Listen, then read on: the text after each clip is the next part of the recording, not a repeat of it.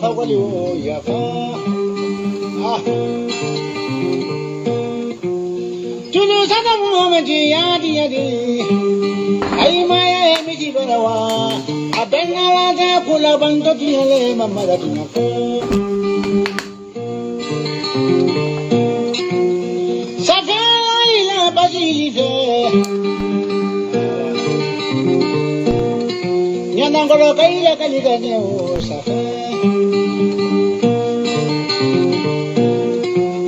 Tudu sama mu mechi o bana soro Urambaya bala baye alisuma Kono do filibe mo mele o bana soro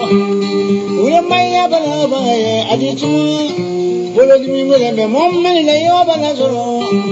Urambaya bala baye alane urambaya duma kola bando tinyale mamara tinyafo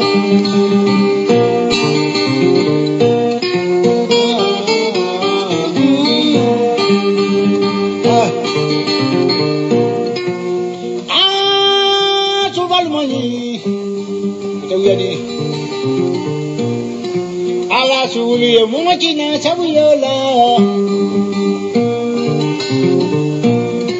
Ende chujodi mumila sabuyala Safena banoyebi Adena la denya nangona baridi da otina fonye Safena ila nola lila Nangora yola ne Adena la de kula banda tinyale maniri tinyafo Mena mali mabaridi da masama Ujadi He suwa karabule maha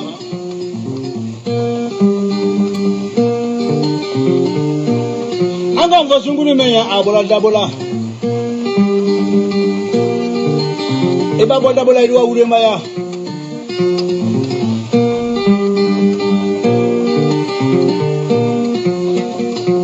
Sungunu kuti leterao Bimanela ngabla diaro Meningai kikala ni mafili bara rosaro Memba katibili kala nyeso ori ni sifila fanye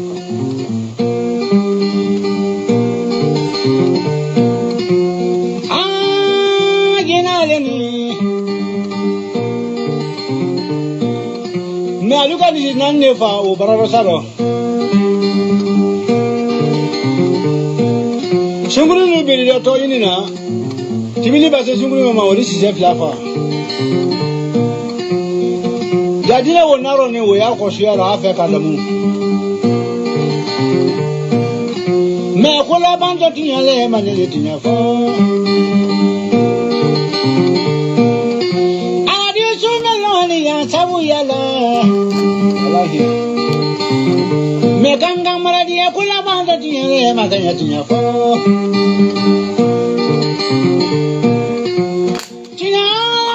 Jinatene demisene ni malu alabe funenge lu sawatira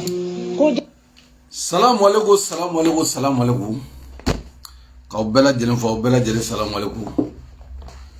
Ka bela jelen fo ka bela jelen wale nyumando bi juma ala ka juma chama irana Ka bela jelen fo ka nga presenter fo Nasra Sakho ma fo kosobe ka fo bela jelen nga fo Libya Ka bo vite fait la ka vidéo vite fait la ka bo ka nga jamana nyamago fo ambe asimi anaka gouvernement jama bela jelen ambu bela jelen fo bela jelen wale nyumando ambu bela jelen fo anga politicien amba were fo amba fo ka wale nyumando aya nga politicien ye cliff line anyambula kunu bela jelen nyambula Kadaka ka fo situation même Mali kono ni wakati la autant nga politicien arrangé wakati mina jamana wara ubita bianga jamana kan ko fara tubabu ka ta bianga jamana kan me wori kama politicien Kasimu Tapona to oli erega fanga ko de bu arrangé ashimabo ka dado situation be o shimabo gudado ala wa bebe fe asimunga sabio kai bebe fe ka foli ga ivare munye ko infamu goli fena fogu wali mando o munu ma famu ko ala ka famu ko nyman dolima kadaga oliga président be ko Alassane Ouattara ambe Alassane Ouattara erefo me ka fo Alassane Ouattara e ka fa nyene ko femi ngoni Mali atina se malla de o no kuma o ga bola fio atina se malla malgré galo chama tigelen kofe anya fo ya parce que nyana nga se politicien ma folo o anya me go Egypte fene ko li fene ga mo go kuyu wa ko sisba Mali minisimana parce que anya ga anga autorité bora ka fo ko minisima mo kuga wa yelema li nu ga falen ni ka do jamana kono ka bo ko ka bejo folo ko ka bela jelen jo on ye femme femme anya ye ka fo ngo minisima ni kofe minisima mi fleni Mali e mi ke minisima la parce que gerbe malla bi ne de la ka fo yaw ngoni kaske ble bi ga jamana ka fo ka giewli ga jamana te lafia terroriste Mali la de armement be Mali bolo bi femunu be Mali bolo bi ka Mali yere ka armu jatemne ka nga soldat jatemne ku ga niveau la ge kimna terroriste ko kuma fa wa nda la ban fo wakati de la fo farapu bi tage fo centre kon la atange minisima be Mali gono Mali te lafia mais atange minisima mo be doni nga bodi la ka yelema Mali ni lafia man ban Mali tna lafia chukutana amena no amalaje ambesi amena Alassane Dramane Ouattara comme alega mo Ivoirien munu ma famu oli fe on tara bi wa sorasiga o fe wa sorasi munu tara on tara bioliga anoli bebe salina fo on tara bioliga koli dakorobo alors que dakorobo tan nyonche abe président mi no fe go Alassane Ouattara ale kele no ga choro dinge kon lala Alassane Ouattara ale de tara kaptanga président faga ale de tara kaptanga Mali président o fagali ko de bitanya bo ala masaka ga kera watsa kere ke chogotola mina fo wena tie di parce que on a président na président na bla mo de Mali président anga la me ga mo mo na Mali re premier ministre be kuma ga anga la me anga na me ay premier ministre la me les gens qui sont venus de l'extérieur là nous savons comment mo bla ce qu'on fait en plein midi venir avec des papiers et puis attendre 48 heures pour donner des explications alors que ce jour-là pendant toute la journée nous avons demandé à tous les responsables qui parlent maintenant et dès qu'ils n'étaient pas au courant. Et quand on a pris nos responsabilités, on a commencé à sortir des papiers, nous donner des explications. Personne ne va nous troubler. C'est Dieu qui est avec cette transition. Et nous allons faire les vérifications nécessaires et on tirera les conclusions. Nous cherchons des problèmes avec aucun pays. Nous sommes un pays pacifique. Nous voulons une bonne entente avec tous les pays du monde et particulièrement avec nos voisins. Mais nous voulons qu'on nous respecte. Ça, c'est une exigence fondamentale. Et quand le président a parlé avant-hier avec le secrétaire général de l'ONU, il a terminé par dire que notre souveraineté n'est pas négociable. On doit nous respecter. Celui qui comprend ça, on peut travailler avec lui sans aucun problème. On n'est contre personne. Oh, Ivoirien munu ma fama ayo lamende. Ne Mali era premier ministre kunturu mangai. Kawa sorosu nale 24 heures le wele lu ba ke ka Alassane wele ka ga ministre la défense wele ka tla ka mo ora wele ko nya foi ma sora la ko liga mo mana uga mo ma do foi. Kuga mo mana. Mais mo ma fe no famu. Kuga mo mana ko sisa sa ko Mali e ko ta Mali e communiquer ke wakati mina. Ka fo ko mo do nana ka bo Côte d'Ivoire ko bo jatem ne ina fo mercenaire o wakati de la wuliga jogera ko sera sabema. Parce que a fɔra ko bɔra Côte d'Ivoire ko Côte d'Ivoire sɔrɔ su mɔgɔw ma fɛn dɔ faamu wallahi ko Côte d'Ivoire sɔrɔ su pour que Alassane n'a ka peuple kana bila ɲɔgɔn na olu ye Côte d'Ivoire kɛ jamanaba ye ka Mali kɛ jamana fitinin de o de bɛ comme Ivoirien caman kunkolo la u y'o de don kunkolo la alors que Mali yɛrɛ sous-région bɛɛ Mali de ye jamana belebele i bɛ jamana belebele min dɔn dɛ terre la an ka bon n'u ye sadi terre yɛrɛ la an ka bon n'u ye recherche minnu m'anw fɛ yen a jamana ka dɔgɔ a bɛ yɔrɔ min na parce que n'i ko ko jama royaume pétrole gaz tɛntɛn nin bɛɛ bɛ Mali la il m'a famu mais il t'a sera autant exploiter la journée autant exploiter pour que ka koyi kana ke ina fo ka fo ivoire yo comme malien on distrait ka Côte d'Ivoire sura su mine o maloya kama Alassane yi jo koyi garantie koro asura era ba kalama ne me do la boka to da suru ko suru jom billahi suru jom me mali fe ka tebe GFM meka suru jom abe mali fe ka tebe ngo suru jom tara malla ka cha suru jom me mali on choga don o Alassane yi jo ko garantie koro sisa Mali premier ministre ni te ina fo ga mo nunu de ina fo mo munu be no munu Mali premier ministre de côté ko pendant 24 heures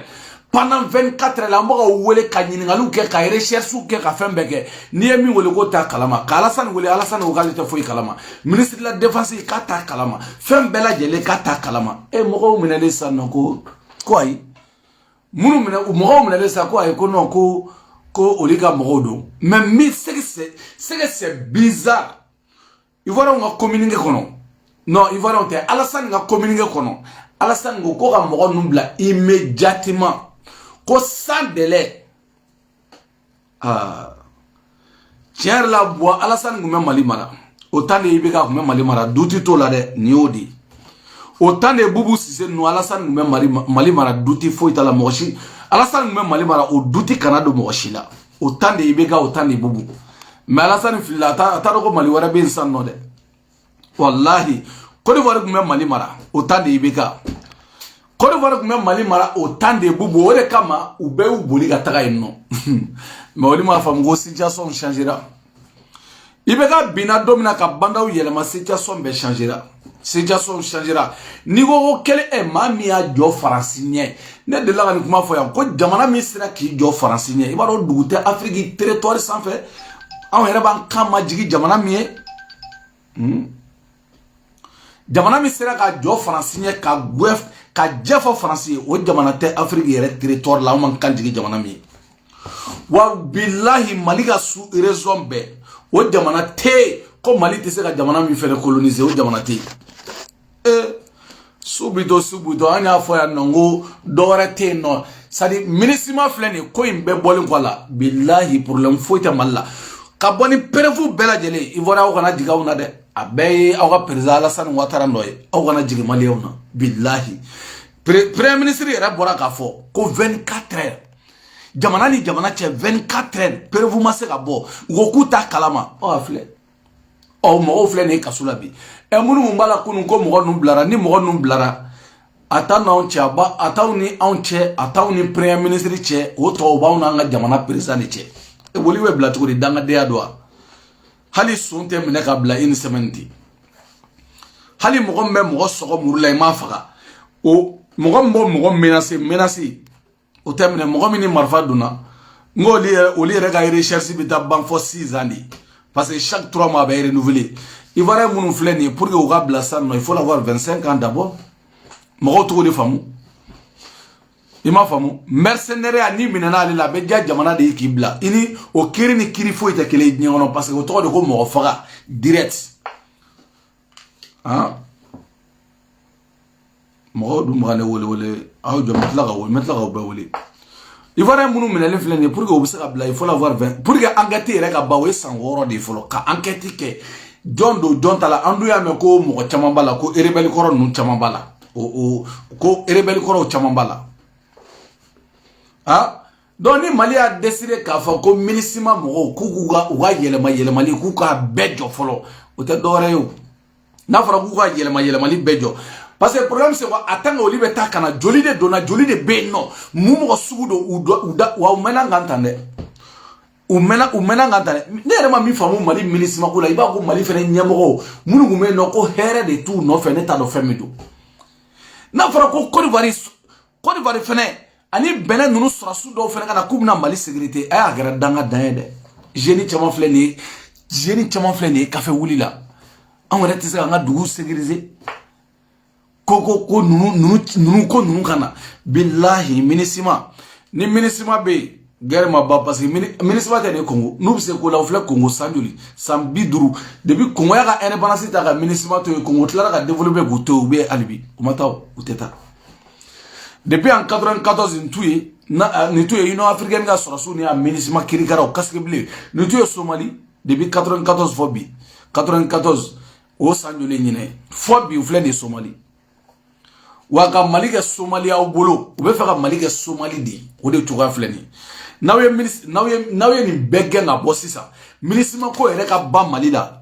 ni m'a fɔ ko attaque misɛnninw tɛ kɛ parce que depuis Musa Traoré tile attaque misɛnninw mais ni Mali duguba attaque k'a fɔ ko tu ɲamaden tatɔla filɛ o Mali duguba tɛ yen o Mali duguba tɛ min bɛ attaque Bangasi mara ninnu duguba tɛ min bɛ attaque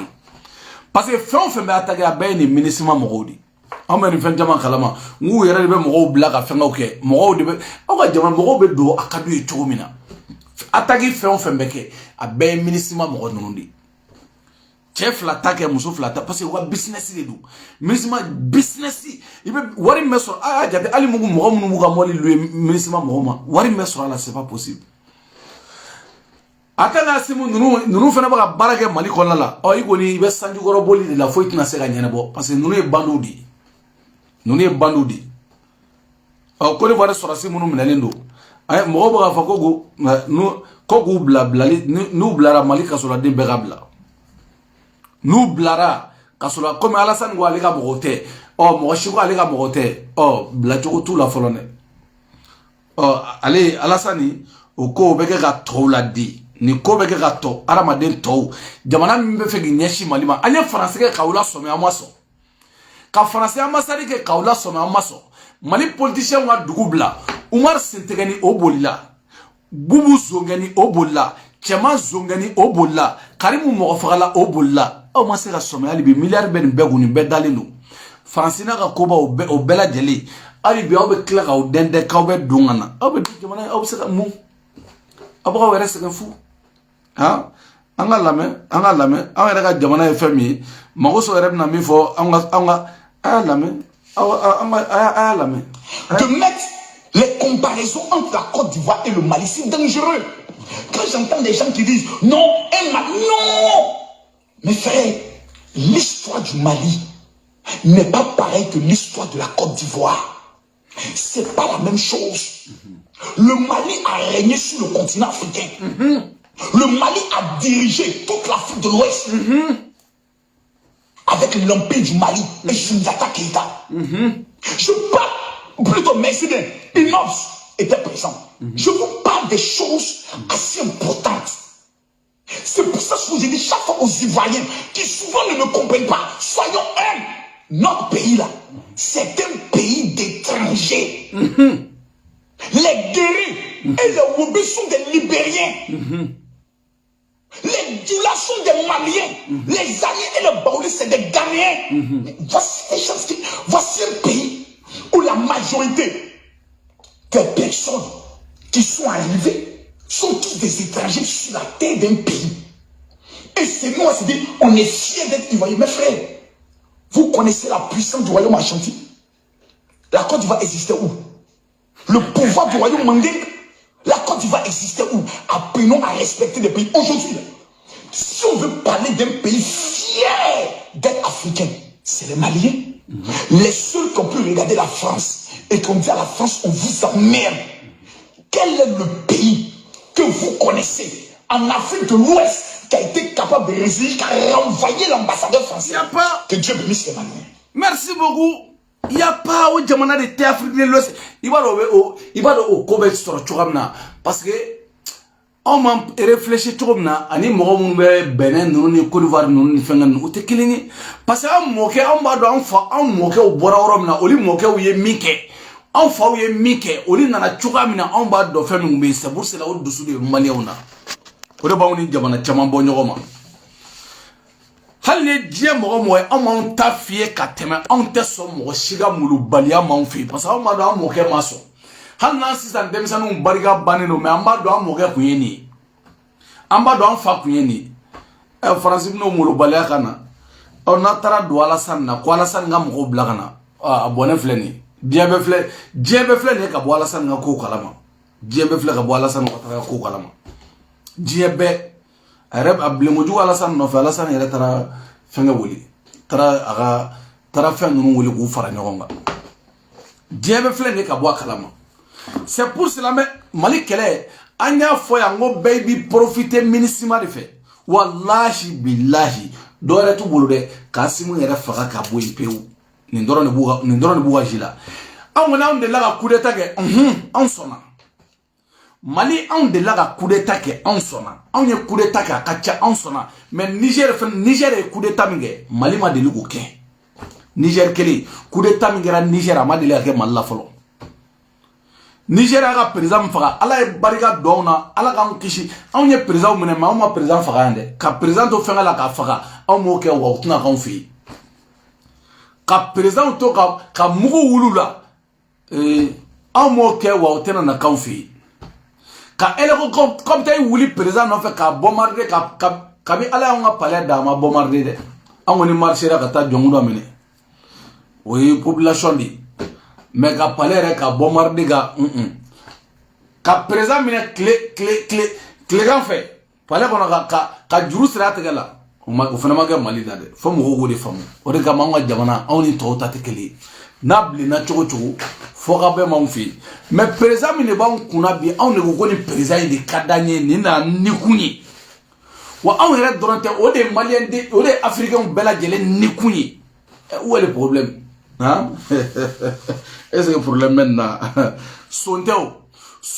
ambiance manda ye foi manda ye ka seli ka jamana la jedro ale be dro ki seli doro ka seli ka ala wele ka jamana laje wa seli ka fo ala e femi dama dongodo mo be wurdila ani jamana ko ale dawudi te dolo mi ate cigarette mi amago te wali musola amago te kenema musola amago te foi la wa ali ta muso ye ka fo ka muso fleni e ala bo président modèle di bema e na ona ka no faga ngulo o mo faga aw ya on faga na ona ka no faga ngulo ko ka on de barika bana o be faga ngolo chogodi hali mogote ala herebe parce que ala ko kodi dia jamaika ba barabana mo shiti sila ni fon fenana ala bitla ka bayir aw den président toy ha ala here côté kalebe so demsani sadi geni ale so ma barika do la wakati na ni dia ale ala ki dia i marabaw ya ale be barika do la parce que ale be fanga model bela jelen dima flani asimbo chogadi la na una na kaw nyeta na doyi ko fa ko faga ko way ko bané no faransi tama awere min fleni aw shite san ala ta ko fe ala san watara tsika san tan du golo san febli parce que tana bi gono to so ibe bi shegni nonna atuna so ke du golo san febli ha ali pigiri model be parce que ala san be pigiri ko be pigiri de bolo sisa o pigiri o wakati di aw ye doge du golo san fe sa e naw na aw den flan fitinu ko fa ko liga dienati o lubu ga jamana bobola aw do nga jamana na on tati kelenye kele de temene kelente mais kelente ou aw ga jamana na on tati kelenye mo prevu sa o te kelenye kelente ele na kata baraga français donc ambi deliga nga jamana nyemo toy iko awya ambi delle sunanga jamana kono Allahu akbar Allah anga boy anga nga pole ya afle anga boy parce awere de galunda awere la katla awere la bo ala sani mo na fota kerata dunata bo ama fo parce que ala arama dendi digranna afore ki ga ko vari ko julo wi ta kala san ta ga fembe mais ko ta se ga nyana bo ha anga boy anga mago sur la méthode Mali, tu nous montres aujourd'hui la 90%. Si on dit aujourd'hui on va aux élections, Kassimi Goïta est candidat, il n'y a pas élection. 90% il remporte sans lever le monde, sans lever un pied. Le peuple malien lui-même nous dira, assieds-toi, nous on fait la campagne, ça chauffe pas. Le peuple malien est en train de nous donner des exemples. 1. Sur la reciprocité vis-à-vis des pays occidentaux. 2. Sur la capacité de suivre son leader. Bec et ongle. Attends, ils sont sous embargo. Il y a des Maliens qui ne mangent pas. Mais ils disent, leur hymne national dit, si nous voyons du rempart l'ennemi s'approcher, nous devons être prêts à mourir. Et les Maliens sont en train de mettre en place eux-mêmes leur propre application de leur hymne national sans tenir compte de ce qu'on peut raconter. La preuve, quiconque vient devant eux pour leur dire, votre président a tort. Même s'il a tort, les Maliens vont te mettre à ta place. Merci. Et insulter correctement. Merci. C'est ce qu'on appelle défendre les institutions qui incarnent votre pays. Mais des Ivoiriens sont prêts à s'allier à des étrangers pour insulter les chefs d'État. Bref, on va aller en profondeur. Ce soir, je parlerai avec des preuves. Et je... Ayo, mais bon, on m'a dit, on est pas venu me chamacher. En tant que politicien, mais ni e jamana jo on nyabala beba do ka fa nga président me chogo minabi hein avleni mago so num be so no nga président Alassane yere so ne do ayo mais oli ko ni be baraka to babu an ko ka on te so to babu wa jo nyama na be baraka to babu ya aya kuye mais on te attaquer na ba ke to babu ya aya kuye mais on te hala me jamana min ko da an munu me français on ma dia to babu la yango sango mali kon la sango an fa dugu golo sanfe amo jaw la chodi angolo wanga jamana twangolo anga baraka nyo fe me abaw dado to ga jamana la chona ayaw dado la akam tatoi anga jamana ayo de toi dio vodo ba gibe français amuna français ofene ba on fe muna français ofene ba nga jamana ka muna français o tara kele diga on amuna nuga zonde te o tara kele diga on amuna ha isma ivara nga do ndala do be ko Ismail ama fago ko dono be se ko farafin de be jamana imara tubabu ye mission u ye mission kana kamino de nofe una muyato ufana ba mfe muna ibo la watimna jamana wara faran do tubabu ga katam kele mali politicien sigile doni ko referendum mege chudi constitution kuram menale hala simida do ala referendum mege chudi constitution kuram menale adunata ataw jonga kuma gelen fawya les politiciens maliens n'aw ba do kaw jeli manga go dugugolo insan fe bi n'aw ba do jeli mango yamba ka mali yere konla la mali kono mali koka anga ta Kasimu Tafo men doni anga Kasimu Tafo men worola ha na wo ko Asimu tege président aw de ma foi Kasimu Tafo ko Asimu tisaka ga candidat ha anga angilame mais discussion parti mo ka ben ani société civile anga kuma na me kuma ambe ben na me kuma ambe se ni bela fono no ka foki be ka poste ministériel ni yala ko tugudi ala na ni mo nyini mo nte malien ya ngera ministre chef la ni mo nyini mba fo mba nyini ke yalo afora hali bin ka be fanga no fe yala ko yala mais parti ke kundi mo fanga yini ta munu mbala ulu ka usana ya Mante malien ya ou bien parti ke kuye fanganyini jamana jokka fanganyini ki poshifa ki ga pisini kon lako munu mbala oliga usana billahi munu mbala oliga usana wi munu mbala bi Kasimu Tafo oliga usana awye Kasimu Tafo munu mbala bi aw muni anga tere halaki dugugolo sanfe aw munu mbala bi ona no tere na wuli perevu contre perevu Dalou contre Dalou. Hein? Mounou bala biya we tere mi halaki.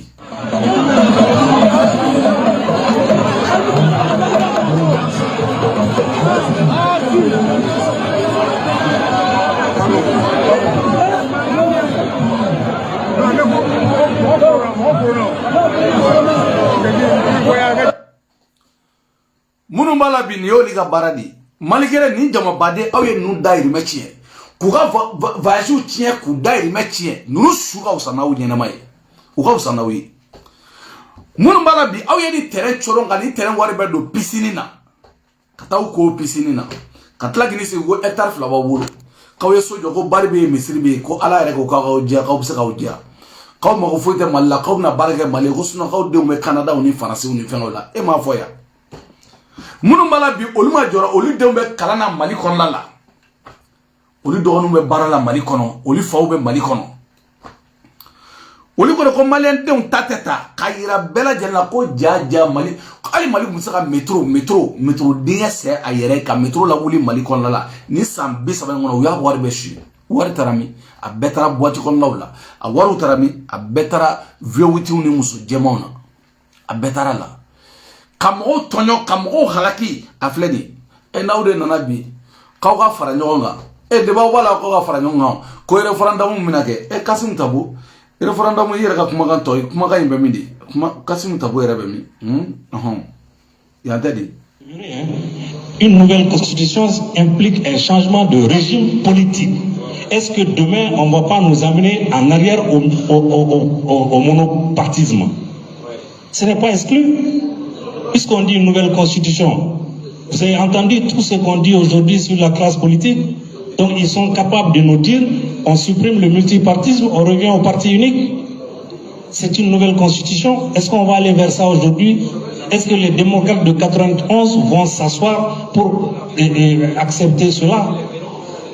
Lorsqu'on a dit ici Ante Abana, c'était des hommes et des femmes, des Maliens que je respecte, qui ont exprimé des opinions, qui se sont opposés à une révision simplement de la Constitution qui a été proposée par un président démocratiquement élu, et la loi a été adoptée par des hommes et des femmes élus du peuple.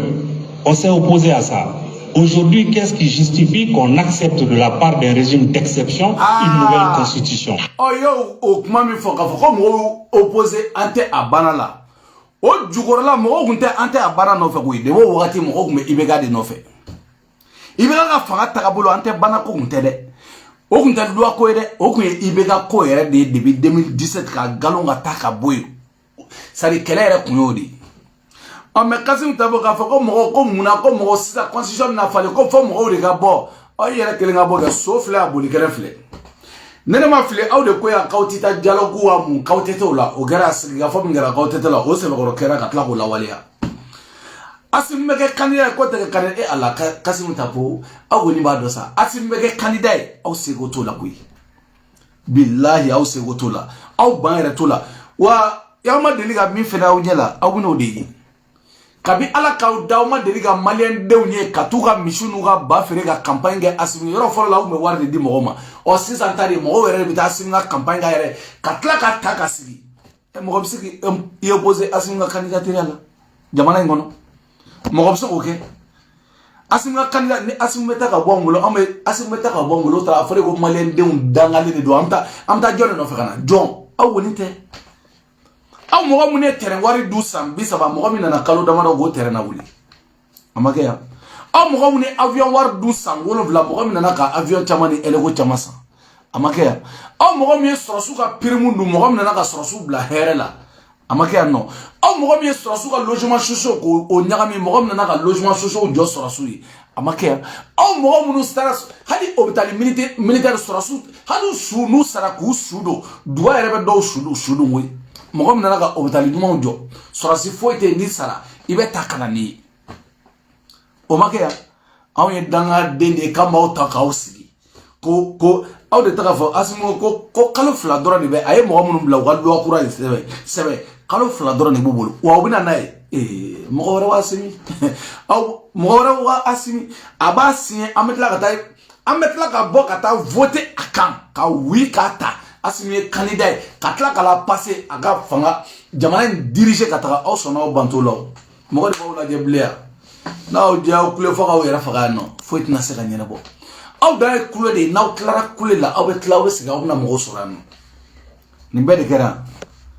eko fo ko asimi nga candidature ko sharia de ko loi do ko asimi teke candidature o loi be motare aw yera do taw aw yera nyonje o loi kele asimi de asini o loi kele asimbo wuli ka boy ka klaka ke amake anno no kasim tabo awere ta la amaligola dumay awe mune nye mali nye folondi jamana ko yere awta la dumay sisa no yede hectare soro ka ban ka pisini nyena ma ujo ka ban et kasim tabo niye donto e maligola wakati ite niye kulela jamana ngono ite nyena ma de soro yere bi wasogo wa ke ministre ga chienfla a ministre ye kle jojo kula ira ni ala che ga ministre o ye kle jojo ka ministre o la ita ra ministre fa fana kasim tawo imakalo nanga ministre afuila e bi wasono ko ye ministre ga chef la ante abana ministre o dana kalo dama do may bulo amake o ibe ga na living ra ki ita do ko ministre ki ata M5 mo ofere mne ofere make no iga ministre bela jela tetme ashite tetme kalo nanga o le fo jamana ngola bile awanga jamana boka biduguma wakati mina mogo banka wakati mina jamana nyagami do wakati mina minisima baka complot jugula wakati mina Alassane Ouattara fena baka complot jugula wakati amna usiga nyagoro ko way ko no kanga ko changer ko asimu nga candidature ha alute jorono yi ma aw fe go asimu mbesa domina aw fe aw bisa fa domina aw fe aw bisa mingala billahi usitawi aw tisigoke aw fa abisa minke president ayo sita otisi aw tɛ se